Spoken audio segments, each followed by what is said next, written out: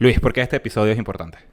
Porque hay demasiada información afuera sobre masonería, producida por no masones o por masones que, no sé, entraron a la orden y se salieron y qué sé yo, y cada vez es como más difícil conseguir algo útil que pueda ayudar a esos buscadores en su camino.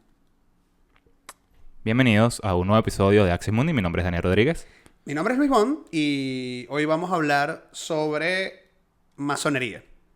Masonería operativa y masonería especulativa. Vamos a ver de qué va. Axis Mundi, un temenos dedicado al símbolo y sus aplicaciones prácticas como herramienta de reconocimiento e individuación. Acompáñanos a salir de la cueva de nuestro inconsciente a través de mitos, cuentos, leyendas y diferentes lenguajes simbólicos como vehículo para poder ver más allá de lo evidente.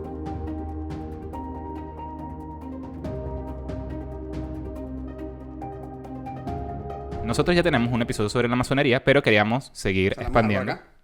¿Verdad? Queremos seguir expandiendo un poquito sobre el tema. Y a pesar de que ya hemos hablado algunas cositas en ese episodio, pues empecemos obviamente por el principio, Luis, que es la masonería. Dependiendo de a quién le preguntes de qué va la masonería, te van a dar diferentes definiciones. O sea, te van a decir que es una sociedad, van a decir secreta, o sea, no es secreta, sino que es discreta, o es una sociedad pero que tiene secretos, pero no es secreta, pero todo el mundo sabe dónde está una logia. Te van a decir que es la práctica de las virtudes y de la moralidad. Te van a decir que es un sistema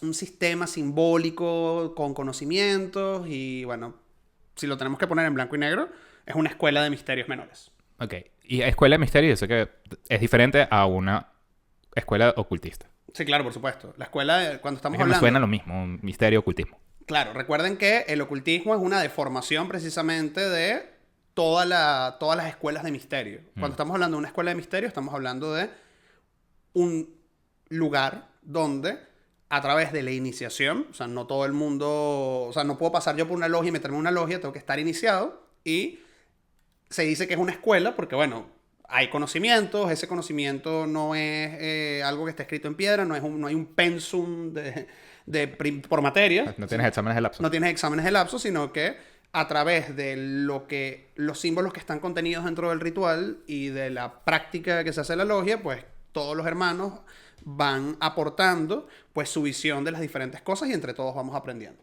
O sea, es un poco como por decirte, ¿no? Siempre el emblema que todo el mundo piensa en la masonería es la escuadra del compás. Es el triángulo con el ojo. Eso también, el delta luminoso está en algunas logias, está el delta ¿de verdad? luminoso, sí, claro, por supuesto. Okay. Entonces, claro, ¿qué sucede con la escuadra? Bueno, en el ritual X dice que la escuadra tiene que ver con la rectitud. Uh-huh. Pero bueno, yo comienzo a buscar y leo autores y me doy cuenta que, oye, la escuadra tiene que ver con la materia, tiene que ver con los 4 elementos, ¿no? Okay. Por el cuadrado. Uh-huh. Y yo preparo un trabajo sobre eso y de pronto llega otro hermano y dice, oye, mira, estuve buscando sobre cómo la escuadra forma un ángulo de 90 grados y qué pasa con los 90 grados, bla, bla, bla, bla, bla, bla, y por ahí vamos. O sea, entonces es por eso que es una escuela de misterio porque, bueno, como lo que hablamos en el otro episodio, se trata de develar misterios de la vida, ¿no? Que es como, no sé, ¿para qué vinimos acá? ¿O qué hay después de la muerte? O... Los misterios menores tienen que ver con el perfeccionamiento del ser humano. O sea, cómo nosotros, y de eso también se va a encargar la masonería, cómo nosotros, en teoría, intentamos ser mejores. Intentamos ir trabajando con el cuerpo, ir trabajando con la psique, ir trabajando con el espíritu para en algún momento perfeccionarnos y ya después ir a los misterios mayores, que ya son los sacerdotales y otra historia completamente diferente. Y eso en los misterios mayores es lo que es lo de la muerte y todo eso. Podríamos pensar... O sea, lo que pasa es que, claro, que a mí lo estoy pensando con los misterios de Ulises. Claro, nosotros pudiésemos ver esos misterios menores, porque además no es que menores, es que son... yo me imagino que es como... no es que son light, no es Ajá. como que tal, no, sino que tiene que ver con, a ver, en tu proceso de perfeccionarte, ajá, se te va a ir toda la vida. Obvio, fin, claro. Period. O sea, nunca vamos a saber de qué van los misterios mayores. Ya, claro. Ok. ¿Por qué se llaman hermanos? Ahorita que me acabo de... Porque se supone que la logia, cuando uno es iniciado, esa logia en la que tú fuiste iniciado, tú dices, esa es mi logia madre. ¿Por qué? Porque muere el profano, que el profano es el que está fuera del templo, para que nazca el iniciado dentro del templo. Entonces, claro, como esa logia madre te dio la luz, porque literalmente te da la luz, entonces tú dices, bueno, todos son mis hermanos porque... Todos tienen la luz. Claro, todos nacimos en una logia. Yeah. Exactamente. Ok, entonces por eso que el ritual de que están desnudos y salen No estamos desnudos, ¿no? ni tampoco salimos de... No, no es como el capítulo de Succession de... No es así. No es así, no hay sacrificios humanos ni de animales, no se adora a Belcebú ni nada, etcétera. Hay demasiados mitos urbanos, ¿no? Y además dicen, son los altos grados, tampoco los altos grados, punto, o sea... Period. Ok, hay una más específicamente en este episodio, vamos a hablar sobre una diferencia importante dentro de la masonería, que es la masonería operativa y la masonería especulativa. Exactamente. Pero para hablar de ellos, tenemos que primero ver de dónde viene la masonería, ¿no? Exactamente. ¿De dónde viene? De nuevo, entramos al tema de cada masón te va a dar una historia diferente. Claro, para mantener el secreto. Ajá. Y eso tiene que ver precisamente con, bueno, el enfoque que le gusta más a cada logia. A cada logia. Hay logias que van a ser más de investigación, más históricas, otras que van a tener como un toque un poco más simbólico, más hacia el trabajo esotérico, otras van a ser más de filantropía, etc. Y bueno, tú vas a ver que hay autores masónicos que van a decir el inicio de la masonería arranca con la Gran Logia de Inglaterra, estamos hablando del siglo XVIII, bla, bla, bla, bla, bla. Otros van a llevarlo mucho más atrás a las guildas de constructores, otros van a hablar de la Edad Media, otros van a hablar del Antiguo Testamento, van a hablar de la construcción del Templo del Rey Salomón, que de hecho por eso es que terminamos haciendo este episodio, porque hablamos del Rey Salomón, que se lo dejamos por acá. Entonces, bueno, podemos hablar de un origen mítico, y podemos hablar de un origen, si se quiere, histórico. Okay.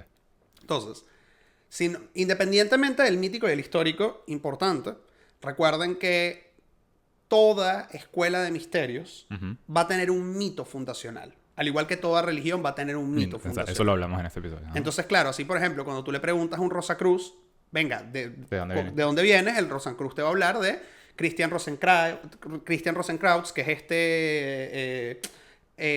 caminante, este viajante, y cómo dentro de la simbología del rosacrucismo pues hay un viaje, nosotros somos peregrinos. Si tú le preguntas a un masón, pues somos constructores, somos obreros y estamos construyendo ese templo interior que no es hecho con las manos, bla, bla, bla.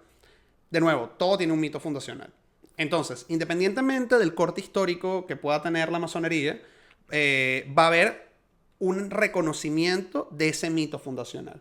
Y ese mito fundacional tiene que ver con la construcción del Templo del Rey Salomón. Si me voy para atrás, para sacarlo de la construcción del Templo del Rey Salomón, como para intentar llegar a la base, la masonería va a tener como piedra fundacional el arquetipo del constructor.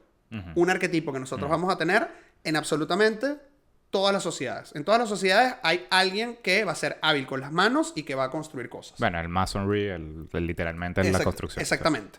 ¿Qué es lo que sucede? Tal vez para nosotros hoy en día, año 2024, ChatGPT, qué sé yo, no sé, impresoras 3D, es como, bueno, el constructor. Pero intenten abstraerse miles de años atrás. Claro. Todo el mundo vivía casi que en una chocita. Y de pronto llegan estos tipos... Una iglesia. Y construyen una iglesia que es una cosa imponente. Claro. O sea, Daniel, que vivió un tiempo en Europa, claro. puede dar fe. Que entras y es como... Sientes la presencia divina. Sí, y lo puedes comparar. O sea, la iglesia en pueblos, en comparación con el pueblo, la iglesia es el edificio muchísimo más prominente. Claro, y desafía las leyes de gravedad. O sea, ¿cómo tú hiciste algo así? Claro. Etcétera, etcétera. De nuevo, lo que sucede con las pirámides. Sí. Tú dices... Al nivel que hoy en día History Channel, los extraterrestres. Entonces, claro, si todavía hoy estamos con lo de los extraterrestres... O sea, todavía nos sorprende cómo hicieron eso. Imagínate en esa época. Claro. Evidentemente... Venidos de Dios. Claro, el hábil constructor tenía una conexión con Dios. Claro. Porque... Y si nos vamos todavía más atrás, como dice Mircea Eliade en Herreros y Alquimistas, originalmente los que trabajaban con los metales, los herreros... no eran como Blancanieves y los enanitos, que por aquí le vamos a dar el episodio, que iban torciendo así la matemática para que vean todos los episodios. Pensé que íbamos a hacer nunca vieron ese giro referencia argumental, ¿no? de Bueno. Ajá. No iban a una mina, sino que cómo trabajaban los herreros de la primera temporada, con los betilios, con los asteroides, los meteoritos que caían en la Tierra. Claro. Y claro, imagínate, cayó una roca negra, este tipo comienza a trabajarlo y de pronto crea una daga. Claro. Es una daga que cayó del cielo, una daga que trajo Dios, es una daga ceremonial, es una daga sagrada. Claro, tiene un contenido súper... Claro. Súper... Entonces, imagínense estos herreros, estos protomasones que van a después comenzar a construir cosas y progresivamente en ese trabajo de construir van a comenzar a... construirse a sí mismos, Luis. Bueno. Vamos a hacer un paréntesis. Se supone que hay diferentes métodos de realización espiritual. Entonces, si nos vamos a la teoría de las castas de la India, nosotros vamos a tener a los brahmanes, que son los sacerdotes. Entonces, hay una gente que se va a sentir trascendida dedicando su tiempo a la religión. Sí, o sea, listo. literalmente Dios. Voy a renunciar a todo y me voy a entregar a la obra y gracia de nuestro Señor Jesucristo. Sí. Y por ahí se van a realizar. Hay otros que van a ser los chatrillas, los guerreros, que se van a realizar a través de estar en el campo de batalla. Entonces vas a tener los templarios, vas a tener los asashín, vas a tener esa gente que, para sacarlo de esa época, hay gente que hoy va a la guerra y dice... A través de la guerra me voy a realizar. Porque estoy luchando por mi país, por mi patria, por los míos y tal. Es mi motivo. Es mi motivo y eso es lo que les va a dar tal. Vine a esto. Exactamente. Y están los otros, que van a ser los vaishas, que son los artesanos. Que es donde están los masones. Okay. Entonces, ustedes van a ver cómo están los masones y, por ejemplo, si te vas a Oriente, están los Hare Krishna, que cantan y bailan para honrar a la divinidad. Los masones van a construir esas catedrales para honrar a la divinidad. Y a través de la construcción y a través del arte... es que yo me voy a realizar. Claro, no nos conectamos con Dios. Exactamente. Entonces, con nosotros mismos. Primera capa no es hago una iglesia porque me lo pidió el Papa, etcétera, sino al hacer una iglesia estoy dedicando mi vida a Dios. Y a través de ese proceso me realizo, conecto con Dios y vamos a decir que esto era un poco la onda de esa masonería operativa de la primera temporada. Ok, entonces...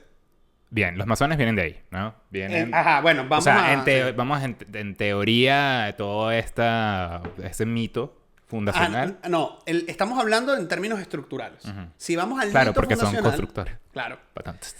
Si vamos al mito fundacional, es la construcción del templo del rey Salomón. Ah, ok. Ya te entiendo. Entonces, Salomón... O sea, de que fueron los masones lo que construyeron o a partir de esas construcciones que se creó la masonería. Bueno, vas a tener hermanos que van a decir que la masonería se remite a los tiempos del rey Salomón. Vas a tener otros hermanos que van a decir la masonería se remite a los tiempos de la construcción del primer tabernáculo.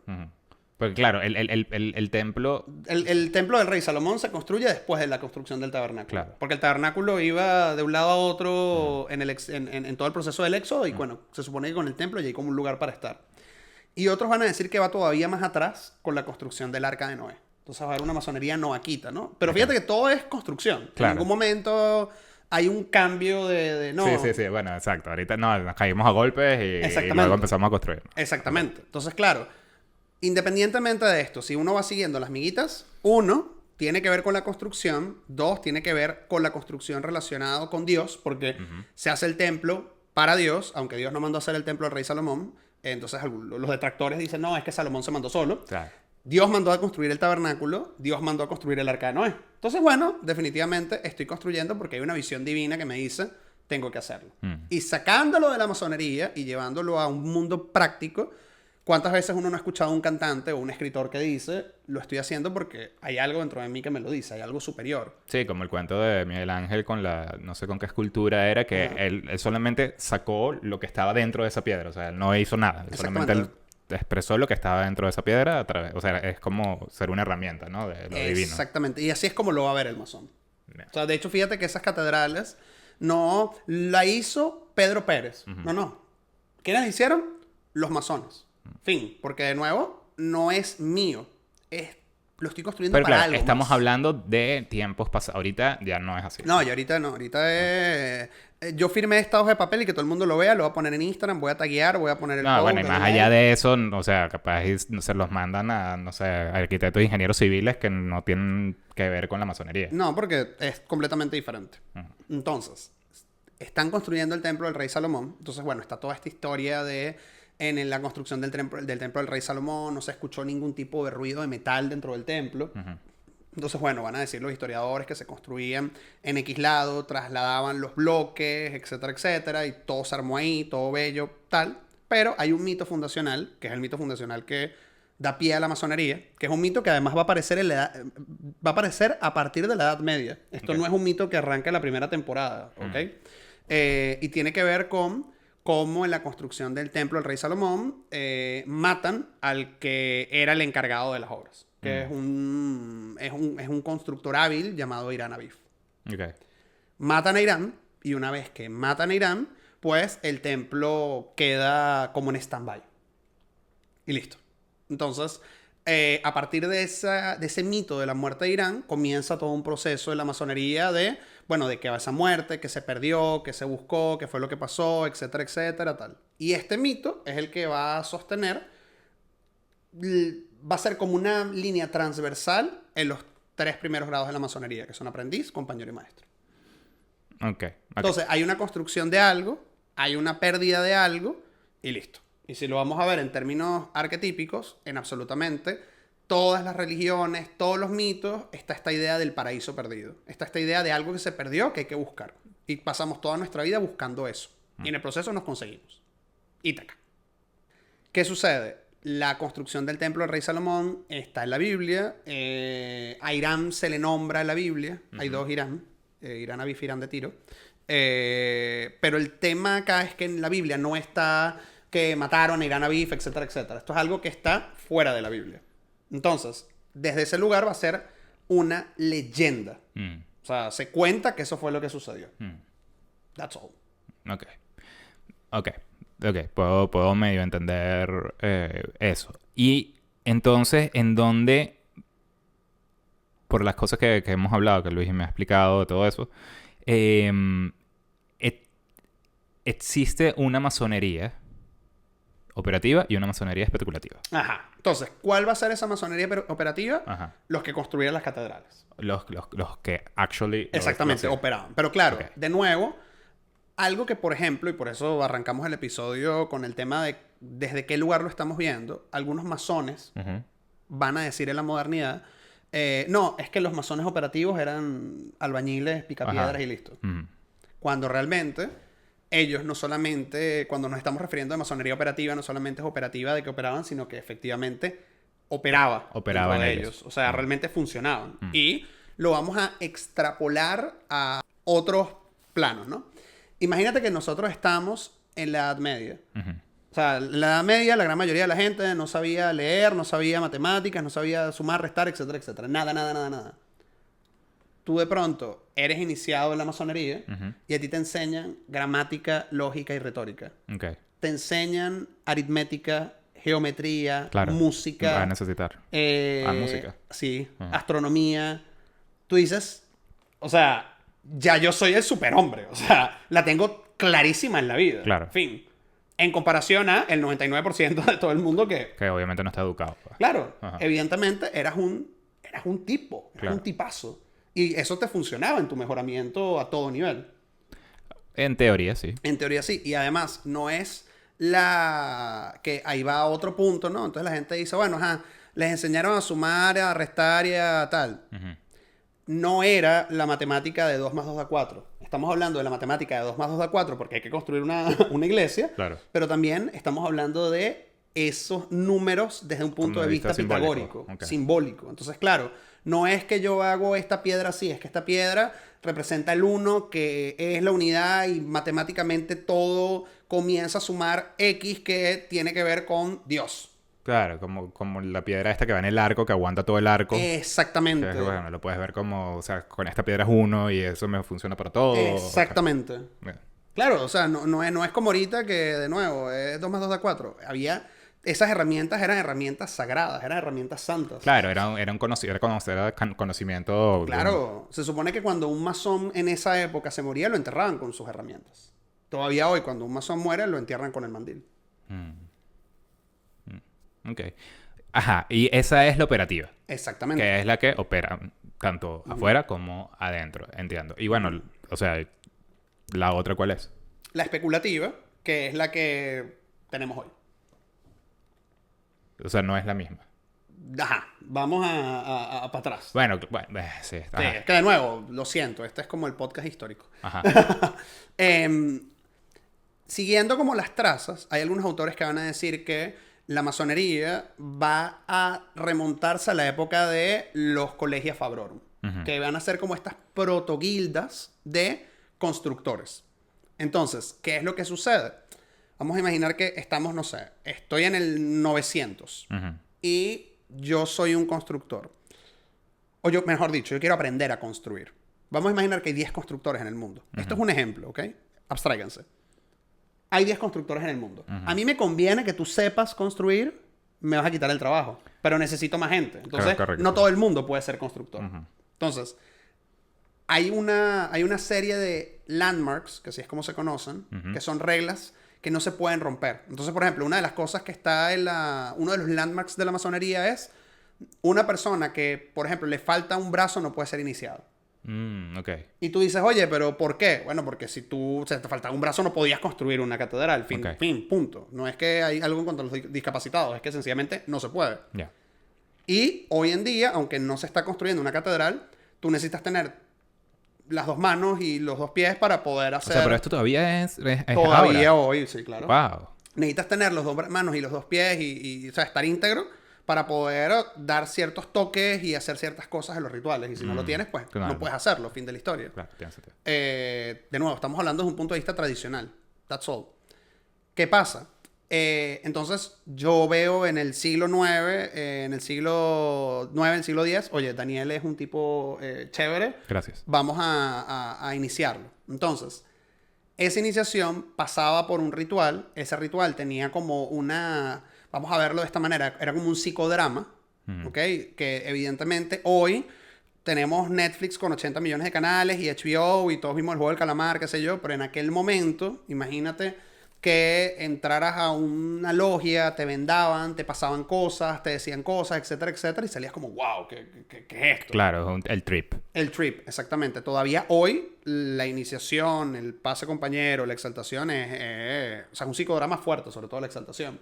Que, dependiendo del nivel de permeabilidad o del... Tal vez no permeabilidad es la palabra, pero el nivel de... ¿Pero qué tipo? ¿Te puedes ir? Así como que te pegan un... No. Sino, quiere decir, como... ¿Qué tan impresionable seas? Puede ser como, ok, o puede ser como, wow. Salvando las distancias, hay una gente que lo bautizan y es como, me echaron agua. Y otra gente como que de verdad sentí que bajó el Espíritu Santo y pum. Es exactamente lo mismo. ¿Qué sucede? Eres iniciado como aprendiz y como aprendiz vas a pasar X cantidad de tiempo. Entonces el aprendiz, bueno, pues tiene que picar las piedras, tiene que sacar las piedras de la cantera, etcétera, etcétera. Soldado raso. Claro, que es, o sea, si estás aprendiendo cualquier craft, pues, o sea, vas a comenzar con lo básico, con lo sencillo, tiene sentido. Después que tú tenías X cantidad de tiempo, entonces los autores dicen después de 7 años, el aprendiz, no sé qué, podías pasar a compañero. Y cuando pasas a compañero, entonces, ok, ahora que ya sabes picar piedras y todo lo demás, te vamos a enseñar a un poquito sumar. Más responsabilidad. Te vamos a enseñar a sumar, restar, te vamos a enseñar cómo utilizar ya la regla, etcétera, etcétera. Y ya con esto, ya tú vas a ser lo suficientemente hábil para irte a otra ciudad y buscar trabajo. Pero claro, ¿cómo yo puedo ir a otra ciudad a buscar trabajo? Más allá de tener una carta patente de, mira, él sabe, te van a retejar. Y el retejar es que te van a decir, cuál es el toque del aprendiz, cuál es la palabra del compañero. No sé qué. Claro, móntame una pared para ver si no se cae. Exacto. O sea, perdón, no quiero ser... No, pero sí. No estoy tratando de sí. de disminuirlo, sino es como quizás darle el ejemplo práctico. Es el password. O sea, es el password. Dame el password. Tienes que tener el password y todo lo demás y cool. ¿Qué pasa? En esa primera temporada, tú tenías a los aprendices y a los compañeros. No existía el grado de maestro. Ok. El maestro era el compañero, el compañero avanzado que mandaba en esa logia. Pero tú como compañero te podías mover libremente. tenías que pasar por una iniciación. En teoría, lo que se cuenta es que las iniciaciones estaban vinculadas a una deidad romana llamada Jano, que Jano es el que tiene las dos cabezas, las dos caras, el que mira hacia el futuro y mira hacia el pasado. De ahí viene Januari, el mes de enero, por eso es como el comienzo. Creo que esto lo hablamos en el episodio del solsticio. Eso lo hablamos en un episodio del solsticio, exactamente. Y eso ocurría en los solsticios de invierno y de verano. Anyway, comienza a pasar el tiempo y llegamos a la Edad Media. ¿Y qué es lo que sucede? Estas guildas y toda esta gente comienza a ser requerida por la iglesia, pero particularmente por los templarios. Los primeros templos que se construyeron durante la Edad Media fueron financiados por los templarios. Ok.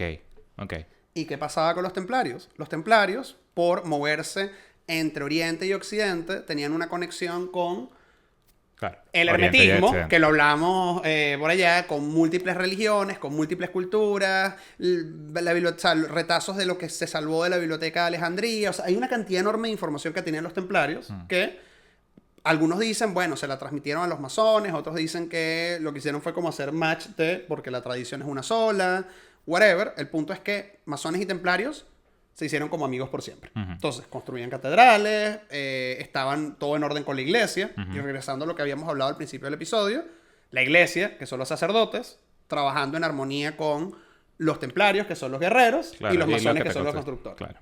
Un mundo feliz. Exacto. ¿Qué es lo que...? Luego vino la Nación del Fuego. Luego vino la Nación del Fuego porque los templarios comenzaron a transformarse, y eso está en los libros de historia.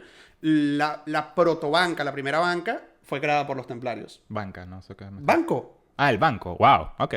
Porque ¿qué es lo que sucedía? Si tú te ibas... Claro, para financiar las guerras, chamo. Si tú ibas a ir a la Tierra Santa, ¿por qué aparecen los templarios? ¿No? Hacía falta proteger a los viajantes que estaban atravesando ese tramo. Porque había ladrones, qué sé yo, etcétera, etcétera. Entonces, imagínate que vas del punto A al punto B. Yo llegaba en este punto A y le daba a los templarios, miren, aquí están $10,000. Ellos te daban un cheque, escrito además en un lenguaje cifrado. Tú viajabas a Tierra Santa, te paraban, un quieto, no tengo nada. Llegabas al punto B y estos templarios decían, ok, esto quiere decir que usted tiene tanto dinero, tome. Ok. ¿Qué sucede? Los templarios comenzaron a tener... Pues ¿esto es un mito, una leyenda? Es real, lo pueden buscar, esto es cierto, libro de historia. Wow. De hecho, te lo puedes preguntar a cualquier banquero, la Puerto Blanca fueron los templarios. Voy a hablar con el señor Bank of America para... Habla con el señor Bank of America y te va a decir.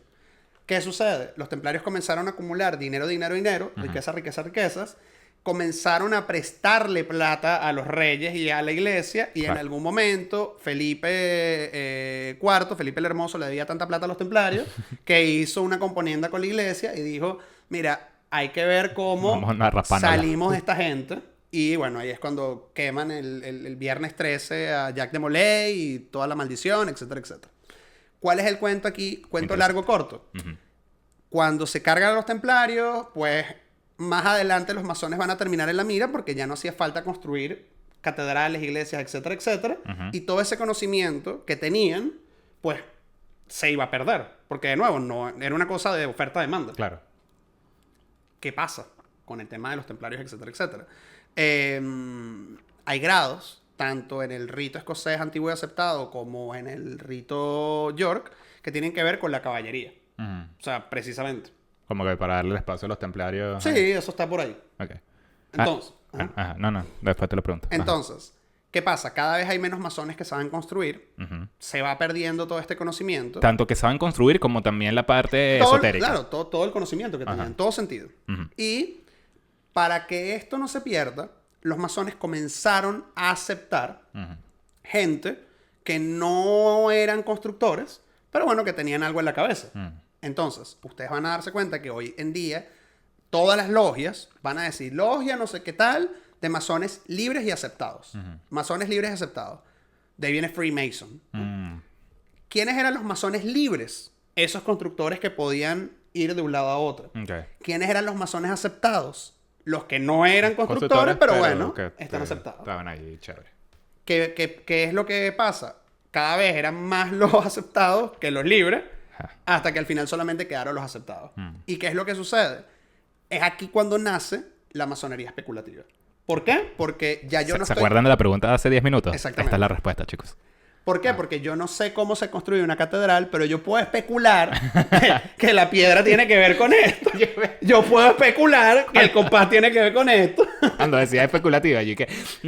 yo creo que esto va aquí y esto va acá y esto se hizo así. Exactamente. Y de ahí nace la masonería especulativa. Nah, ¿de verdad? Te lo juro por Madonna, es la verdad. Ok, ajá, pero... Claro, los masones no se consideran masones especulativos, se consideran masones y ya. Claro, pero son masones especulativos. Y de hecho, en las lecturas de los grados está claro. Se dice, hay dos tipos de masonería, operativa y especulativa. ¡Pum!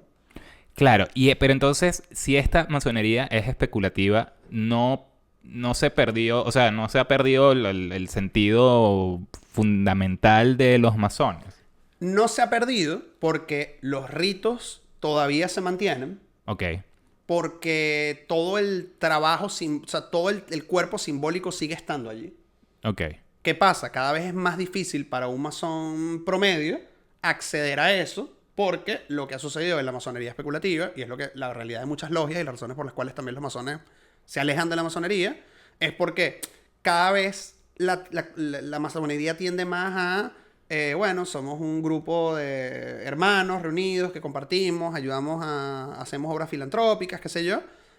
Pero el trabajo ritual o el trabajo de investigación, qué sé yo, está como... Es como de segundo plano. Es como un segundo plano. Cuando originalmente... Era tan importante. Era lo más importante, porque de nuevo, si lo quieres ver utilizando el simbolismo del templo, si yo me veo a mí como una piedra del templo de Dios y él es el mundo, pues yo me tengo que perfeccionar a mí como piedra para encajar y por transitividad ayudar a otros. Claro. Aquí muchas veces uno tiene las logias masones que quieren cambiar el mundo sin cambiarse a ellos. Entonces... Claro, es como llevándolo a un poquito superficial, la frase que también es un poquito superficial de mi cuerpo es mi templo. Claro, es tal cual. O sea, eso es casi una máxima masónica. Sí. Ok. Preguntas. Venga. Ajá. Entonces, los masones operativos es de donde viene todo. Es de donde viene todo, sí. Y ellos van a compartir con todo, con los templarios, con los sufí, con los rosacruces, con todo el mundo. Ok, y los Illuminati son otro cosa. Los Illuminati es otra gente que no tiene nada que ver con esto, de hecho. No, ni los masones, ni los operativos, ni los especulativos. De hecho, rápida historia, Ajá. los Illuminati van a ser un grupo de... yo creo que te lo pregunté, pero... racionalistas, casi que lo contrario a una sociedad iniciática. Hiperlogos. Hiperlogos que van a ir en contra de la religión, van a ir en contra de los símbolos, van a ir en contra de todo. Entonces, ¿qué es lo que quieren los Illuminati? Sencillamente, iluminación pura. Ciencia pura, no me interesa nada esta cosa. Y los Illuminati se van a terminar infiltrando en la masonería, en la iglesia y en todos lados, precisamente para socavar esas bases. That's all. Pero en teoría, los Illuminati de Baviera se acabaron ya hace años, pero bueno, si tú te metes en Reddit, todavía están. Entonces, que si el presidente está el Illuminati, pero en teoría esa gente se murió hace millones de años. Fin. Ok. Como lo hablamos en el otro episodio, me habías dicho que hay dos ritos, el escocés y el York. Hay múltiples ritos. Ah, ok. Pensé que eran solamente esos dos. ¿Qué es lo que sucede? Y mi pregunta, perdón, era si un rito es el operativo y el otro es el especulativo o no tiene nada que ver. ¿Qué sucede? En algún momento se va a crear la Gran Logia de Inglaterra. ¿Y qué sucede con la Gran Logia de Inglaterra? Imagínate que hay 200 logias regadas por ahí. Okay. Entonces, llega un momento en el cual se dice, vamos a unirnos todos para crear una gran logia porque esto se está perdiendo. Claro, ok. Entonces, se hace una revisión de los landmarks, que son esas cosas que no puedes cambiar bajo ninguna circunstancia, como esto que te decía de, bueno, para tú ser masón tienes que creer en Dios. A juro. Fin, un ateo no puede ser masón. Y lo voy a poner entre paréntesis subrayado porque después va a llegar un rito que sí lo va a aceptar. Ah, wow. Ajá. Claro. Entonces ahí se dañó todo. Claro, pero no estás degenerando... Sí, ahí vamos. Vamos a ir a eso. Okay. Un ateo, por ejemplo, no puede ser masón. Para tú ser masón, bueno, tienes que tener todos tus limbs, todo, no te pueden pasar deditos ni nada, etcétera, todo en orden. Por razones obvias, ¿no? Una logia tiene que tener siempre... Ah, bueno, con el tema de las mujeres también, ¿no? Que lo habías mencionado. Exactamente. En una logia, por ejemplo, no se puede hablar de religión ni de política. O sea, son los únicos 2 temas vetados de la logia. Ajá, como Big Fish. Ajá. Ajá. Y yo, por razones obvias, ¿no? Entonces me da risa porque dicen, no, que los masones conspirando contra no sé qué. Ya después hablamos de la Revolución Francesa. Porque la Revolución Francesa, hermanos masones mataron hermanos masones. Eso es otra historia. Anyway. Wow. Sí. Tiene que haber la Santa Biblia, la escuadra y el compás. Tiene que haber un libro sagrado por el que uno jura, porque bueno, imagínate, si tú vas a entrar en una escuela de misterios donde vas a jurar por Dios y no crees en Dios, pues no estás haciendo nada. Claro. Esta serie de cosas que se van a mantener. ¿Qué es lo que sucede? Esos son los landmarks. Son los landmarks, son muchos, pero es un poco como el resumen, ¿no? Y entonces la de Londres como que agarra todos esos landmarks. ¿Qué sucede? En algún momento hay un quiebre. Un quiebre. Ministro. Hay que dejar de ver Aposento TV, ministro. Se me está pegando. Hay un quiebre porque un rey se quiere divorciar y arranca todo este rollo entre los protestantes. Ah, bueno, con el tema de los protestantes católicos. Exactamente, los católicos y los protestantes. Y eso termina salpicando a la masonería. Oh, ok. Entonces, tiene sentido.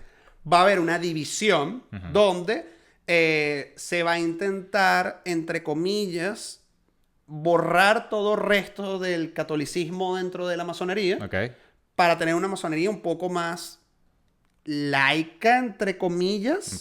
Y ahí es donde precisamente va a ocurrir esta división de ritos. Y ese es el York y el Scott. Exactamente. Que tienen que ver con los ritos superiores. Pero los 3 primeros grados, que son aprendiz, compañero y maestro, van a ser como self-contained. Ahí no va a haber, entre comillas, rollo. Ok, te voy a preguntar una cosa que no sé si tiene que ver y no lo hablamos. O sea, si me estabas diciendo que en el comienzo, al principio llegabas hasta compañero, vamos a decir esto. Ajá. Y tenía sentido de que, bueno, aprendiste lo que sea y luego tienes que ponerte a trabajar, ¿no? Eso tiene sentido. Pero entonces, ¿qué es esto de los grados después? De que eres maestro, ¿de dónde, o sea, ¿por qué sale eso si no viene de ahí? Ajá. ¿Qué es lo que sucede? Tiempo. ¿Qué es lo que sucede? Cada uno de estos ritos... El episodio más largo de Axis Mundi. Ajá. Y se lo van a tripear un mundo de nuevo. Bueno, es súper interesante. Hay demasiadas cosas random de nuevo. Masones hablando de...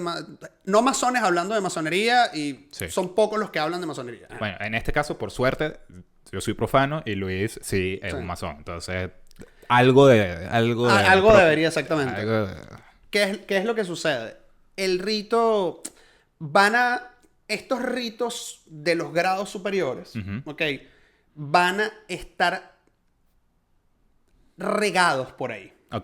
Y en algún momento se van a comenzar a compilar en un sistema medianamente estructurado para que no se pierda. Entonces, de nuevo, esto es como muy, muy por encima. Pero en el rito escocés antiguo y aceptado. Son 33 grados. Todos ustedes habrán escuchado. Mengano, un masón, grado 33, no sé qué. Y es muy cómico porque en todas las familias... Es como casi que un cliché. Siempre. Yo tuve un abuelo masón que fue grado 33. Sí. Todo el mundo, ¿no? Yo no. Bueno, yo tampoco. Que sepa. Capaz. Yo tampoco. No, para nada. ¿Qué es lo que sucede? Imagínate que todo llegaba hasta el grado 4. El grado 3. Entonces, había una logia por allá que tenía 5 grados. Tenía otros conocimientos. Sí, y estos 5 grados tenían que ver con los Rosacruces. Ok. Wow, ya entendí. Y había una logia por allá que tenía otros 5 grados que tenían que ver con los templarios. Y había otra logia por allá que tenía otros 5 grados que tenía que ver con no sé qué. Entonces, en algún momento se llegaron todos esos grados, se estructuraron de una manera coherente, entre comillas, y así es como se crea el rito escocés antiguo y aceptado. Y esta cantidad de grados. Que, por cierto, rito escocés antiguo y aceptado, pero es en Francia donde nace. @sabías qué.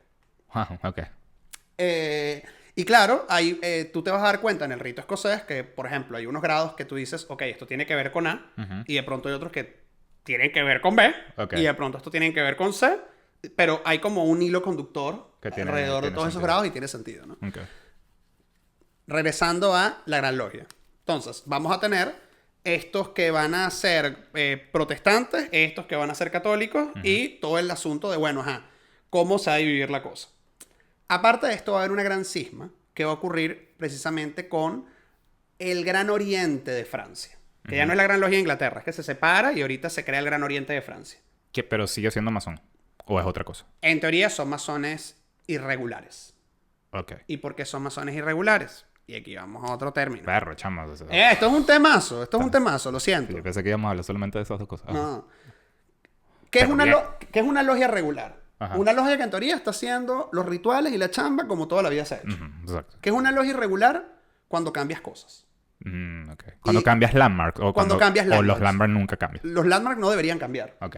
Entonces, ¿qué pasa con el Gran Oriente de Francia? Ellos dicen, ¿sabes qué? Se acabó la cosa de la religión y todo el asunto. Entonces, tú entras a una logia en Francia. Ah, hay que poner la constitución. Y vas a tener la escuadra del compás y la constitución del país.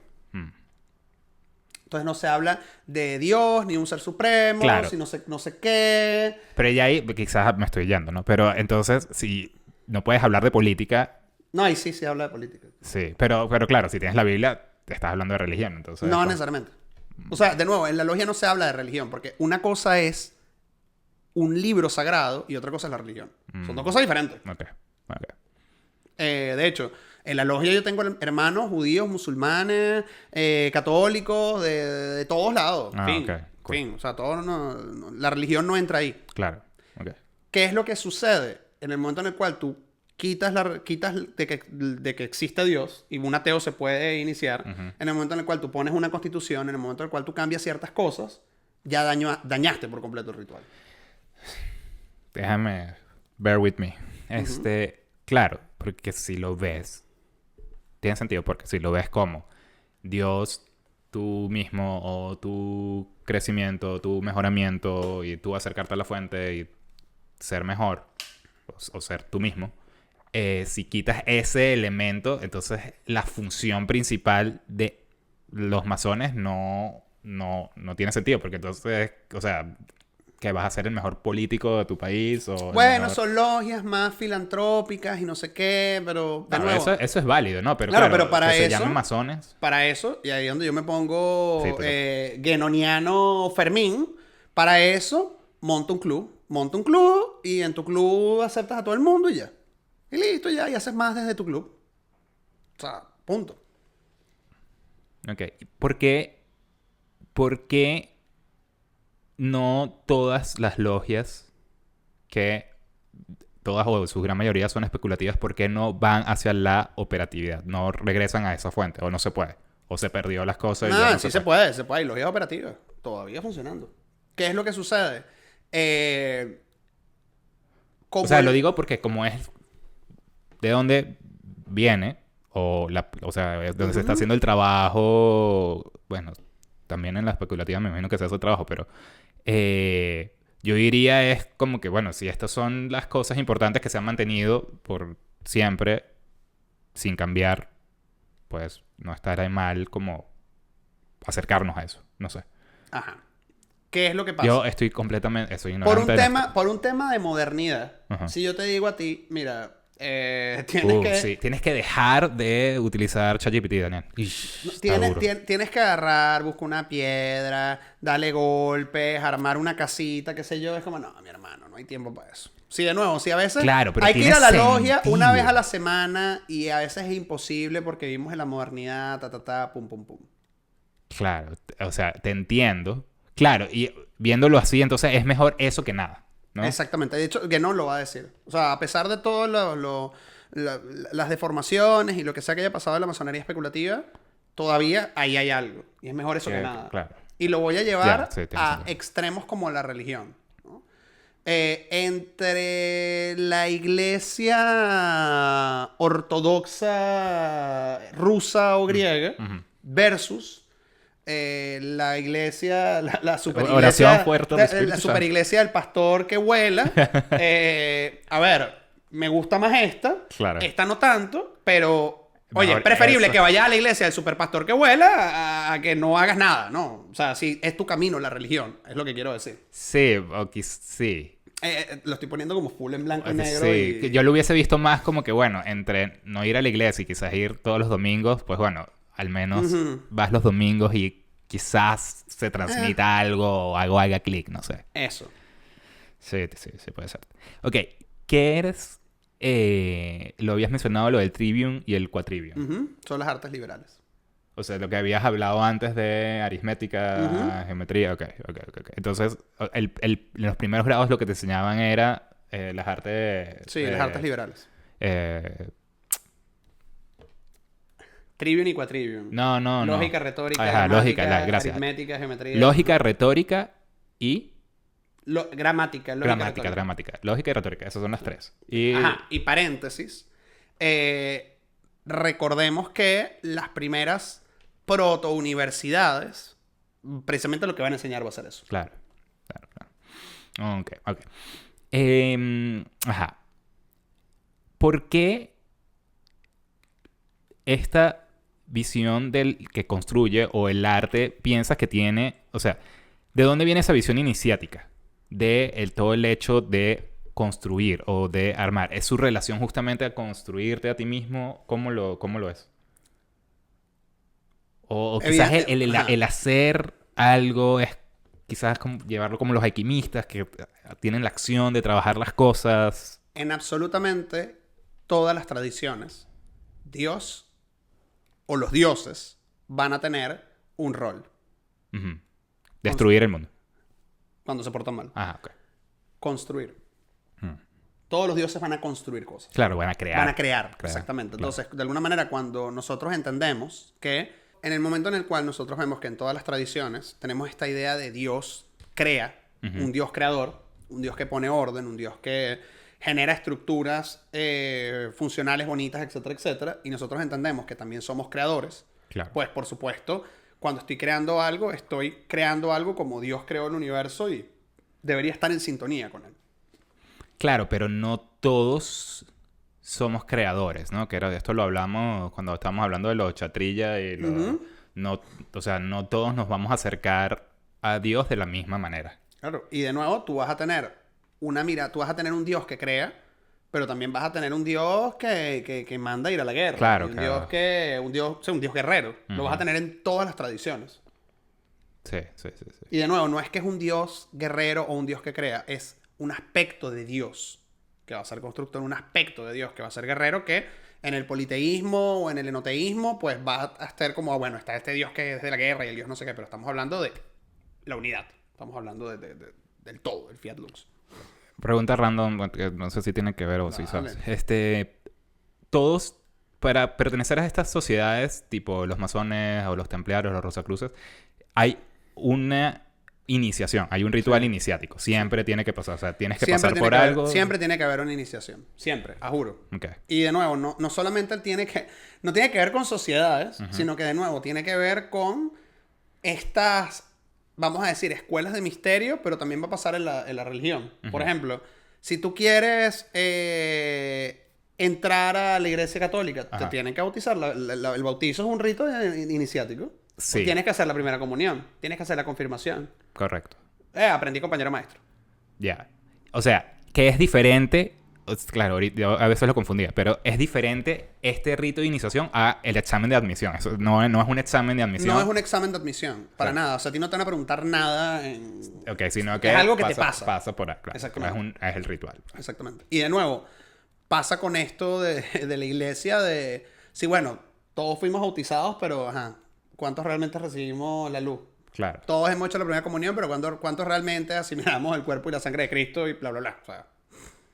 Sí. Eso está es lo mismo. A mí me da risa porque la gente siempre dice, no, cuando tuve un jefe que era masón y el tipo era un ladrón. Pues, ¿qué crees? Que porque eres masón eres... Claro, ya no estás iluminado, exactamente. Claro. O, por ejemplo, es la misma, de nuevo, es como con las religiones. El problema no son las estructuras, no son los libros sagrados, no son las religiones. El problema son los hombres que no la practican de manera correcta. Claro, o la literalizan. O la tergiversan. O la de la manera claro, que les convenza. pero, o sea, al final todas te terminan llevando al mismo punto. O sea, todas te terminan llevando a, si lo sabes leer de manera correcta, mejorarte, no hacerle daño a la gente, portarte bien, seguir las reglas, bla, bla, bla.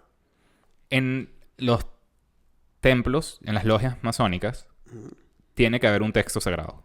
Sí. Que no necesariamente es la Biblia. Ajá. O sí siempre tiene que ser la Biblia. Siempre es la Biblia. Siempre es la Biblia. Pero, por ejemplo, si un hermano musulmán va a ser iniciado, él puede, a la hora de tomar sus juramentos, hacerlo en el Corán. Okay. O, no sé, vamos a imaginarnos, un budista lo va a hacer, no sé, en el Bhagavad Gita. En el texto que ellos consideren sagrado. Exactamente. Pero ¿por qué está la Biblia? Uno, porque las palabras de paz, reconocimiento, el mito fundacional, o sea, toda vamos a decir, la piedra fundacional de la masonería está en la Biblia. Claro. Y además el Antiguo Testamento, que es donde también está todo, lo compartimos todas las religiones abrámicas. O sea, el Islam, el judaísmo, el cristianismo, todos coincidimos en ese punto. Okay. Entonces, por eso está puesto ahí. Ok. Y estas, en el logo de los masones, estas herramientas que está, que si la escuadra y el compás, tienen son símbolos, ¿no? Sí. Que tienen su significado, vamos a decir, profano y simbolizan unas cosas, pero también simbolizan cosas... Claro.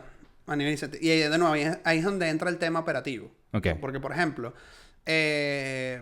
tú vas a ver el mazo, entonces el mazo es lo que debe utilizar el masón para trabajarse a sí mismo. Ok. Entonces tú dices, bueno, ok, fino. Entonces yo con el mazo me debo trabajar a mí mismo. Entonces, Claro, pero no ¿cómo? sé, Me caigo mazazo. no, bueno, a nivel simbólico, entonces, oye, no sé, te quiero pegar un grito, entonces recuerdo, hey, me doy yo el mazazo, me calmo. No, de verdad, de verdad. O sea, es como, intentas así como tal. Pero claro, imagínate que eres un masón operativo. Imagínate que tienes una piedra al frente y estás dándole y de pronto se te va la mano y rompes toda la piedra que tienes meses trabajando y ahí es como, claro. ok, ya entendí que definitivamente tengo que tener cuidado con las cosas que digo y que hago porque pueden tener consecuencias o sea, Sí, irreversibles. Irreversibles, Pues. gracias. Sí. Evidentemente, la parte operativa va a ser importantísima. Es como el hermetismo y la alquimia. O sea, no es lo mismo que tú digas, bueno, sí, hay que meter, como a veces decimos, ¿no? Voy a meter este contenido en el Atanor alquímico, ¿no? No, estar ahí viendo el fuego ardiendo durante 10 días y si se te pasó la mano, chao, lo quemaste o te intoxicaste. O sea, evidentemente es otra carga. Sí, ahorita que... O sea, eso está muy cool y entiendo la imagen. A mí uno... O sea, sin quitarle a las demás artes, que todas las artes son impresionantes, pero una de las artes que más me impresionan es la escultura, ¿no? Y justamente es por lo que acá es como que es una piedra, un mal golpe y adiós. O sea, adiós que te fuiste. Y si nosotros vemos, de nuevo, porque es un símbolo, eso es la vida, men. Sí, bueno. O sea, eso es la vida. O sea, un mal golpe y chao. Y chao. O sea, tú ahorita estás no sé qué. Ay, te rebalaste, metiste la cabeza a la mesa y se acabó. Sí, chao. Todas estas historias bueno, yo vi hace poco el documental de Superman, el de Christopher Reeve. No te preguntaste para mí. Sí. Y él estaba explicando a los médicos, por 2 milímetros se mata, o por 1 milímetro se mata, o por 1 milímetro más, no pasó nada. Entonces tú dices, somos tan delicados. Somos súper vulnerables. Y claro, y si tú partes de esa premisa de yo tengo esa masa y yo tengo que trabajarme y si se me va la mano, adiós luz que te apagaste, y si le das muy suavecito no pasa nada. Solamente por hablar de una de las 10 herramientas que tiene un masón, oye, si de verdad te lo tomas en serio, comienzas a preguntarte cosas en tu vida. Pero de nuevo no es el común denominador. Claro, o sea, yo viéndolo, o sea, si tienes, no sé cómo son las herramientas de los masones, pero si tienes, por ejemplo, el cincel, bueno, sabes que el cincel tiene ciertas funciones y te sirve para ciertas cosas, no te sirve para otras. No vas a agarrar el cincel para darle al martillo, es al revés. Exactamente. Sí, eso está cool. Igual pasa con el compás, igual pasa con todo eso. Con todo. Claro. Y entonces, yo sé que... Ajá, y antes de preguntarte esto.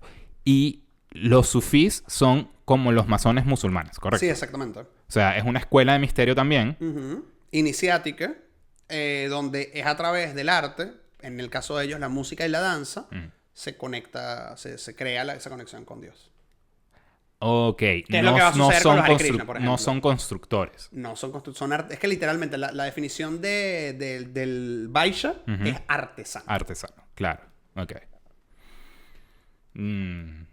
Y a través de la danza, O sea, que todos los rituales o cosas que pasan ahí es a través de eso. Exactamente. Eso está súper interesante. Claro. Eso debe ser muy interesante. Bueno, Guénon y Fermín precisamente terminaron en el sufismo. Los dos. Ok. Y hay algún... No sé si sabes... O sea, y hay... Luis, tengo que hacer esta pregunta. Ah, pero ¿cuál de los dos tiene la verdad? ¿Si los masones o los sufís? ¿Cuál es el qué? ¿Cuál es el qué? ¿Para el cuál me meto? ¿Para el cuál me meto? Todos vamos a llegar a la misma verdad. Pues. O sea, fin. no, exacto. De hecho, la verdad es una. De hecho, un masón de verdad, masón con M de verdad, va a ver un sufí como su hermano y un sufí va a ver un masón como su hermano. Claro, estamos hablando de lo mismo. Estamos hablando de lo mismo. Claro. Sí.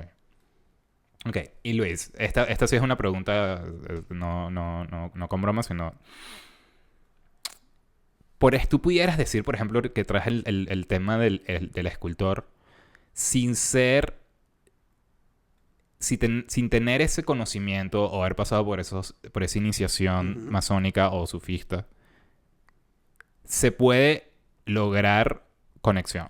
Claro. Se puede trabajar en uno, en uno mismo. Por supuesto. O sea, no es... Esto también te lo pregunté en el otro episodio. No necesitas ser masón para conectarte con Dios o... Para nada. O trabajar en ti mismo. Para nada. De hecho, está esta expresión que uno escucha mucho, que hay profanos, hay masones sin mandil y hay profanos con mandil. Ok, tiene sentido. Okay. Porque de verdad, hay masones que de nuevo son queridos hermanos y se les quiere mucho, pero tienen 80 años siendo masones y de verdad no cambiaron ni un centímetro desde que se iniciaron. Y hay personas que no son iniciadas en la masonería y que, oye, de verdad están haciendo la chamba. Claro. Se supone que la iniciación es para el que la necesita. O sea, yo parto de la premisa de... Eso está cool. Yo necesito ser iniciado, yo necesito dedicarle un tiempo al estudio y hacerme preguntas y a la práctica ritual, qué sé yo, porque bueno, lo necesito. Fin de la historia. Claro, hay gente que no. Y también lo puedo ver como, por ejemplo... Por más que sea, hay un camino recorrido, ¿no? Donde es mucho más fácil si te dicen, mira, quizás es por este camino que por este bosque, que ya de por ahí es una ganancia. También el tema de comunidad entre todos los hermanos, claro. pues se llega más lejos, ¿no? Exactamente. Definitivamente. Y pues puede ser de mucha ayuda, ¿sabes? Claro, o sea, salvando un poco, no hablando de distancia, sino como explicando un poco también como mi recorrido vital.